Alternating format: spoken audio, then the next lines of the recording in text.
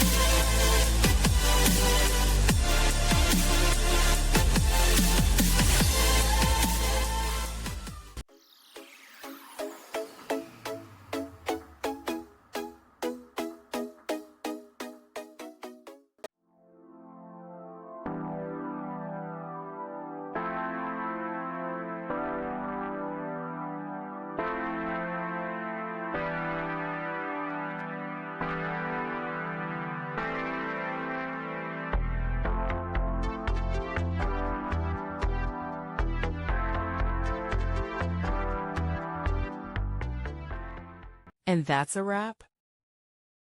I hope you found the answer you were looking for. If you did, take a second to hit that subscribe button. It really helps out. And let me know in the comments which solution worked best for you. See you next time in the debug zone.